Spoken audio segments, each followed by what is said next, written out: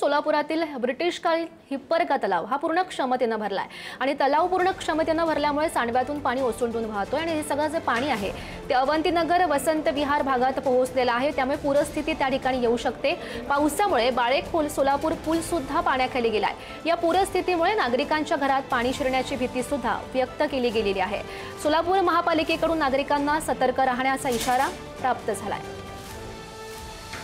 गेल्या 4 ते 5 दिवसापासून सोलापूर शहर आणि जिल्ह्यामध्ये पावसाची मोठ्या प्रमाणात जोरदार अशी बॅटिंग झाल्यामुळे सोलापुरातील नदी नाले जे आहेत ते तुडुंब भरून वाहत असल्याचं चित्र आपल्याला दिसून येते। मी सध्या आदिला नदी परिसरामध्ये आहे, ही बाळे परिसरामध्ये आहे आणि या ठिकाणी बाळे आणि सोलापूरला जी वाहतूक आहे ती देखील ठप्प होत असल्याचं चित्र दिसते। मोठ्या प्रमाणात पाऊस पडत असल्यानं सोलापूर शहर आणि जिल्ह्यातील नदी नाल्यांना जे आहे ते तुडुंब भरत असल्याचं चित्र आपल्याला दिसून येते। त्यामुळे एकंदरीत आपण या आदिला नदीचं जे पाणी जे आहे ते हिप्परगा तलाव जे आहे ते त्यांचं सांडव्यातून जे आहे ते पाणी सोडल्यामुळं या आदिला नदीला जे आहे ते पूरजन्य परिस्थिती झाल्याचं चित्र आपल्याला दिसून येते। हे पाणी जे आहे ते बाळे परिसरातील असेल, त्याचबरोबर अवंतीनगर परिसरातील असेल, त्या नागरिकांना जे आहे ते प्रशासनाकडून सतर्कतेचा इशारा देण्यात आलेला आहे। कारण हे पाणी जे आहे ते ओव्हरफ्लो झाल्यामुळं, हिप्परगा तलाव ओव्हरफ्लो झाल्यामुळं सांडव्याच्या माध्यमातून हे पाणी जे आहे ते सोडण्यात आलेलं होतं आणि आपण जर पाहायला गेलं तर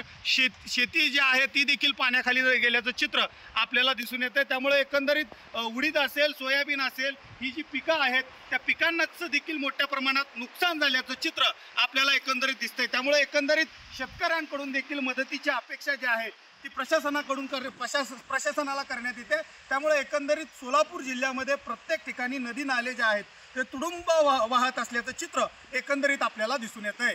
अनिकेत गायकवाड, पुढारी न्यूज, सोलापूर।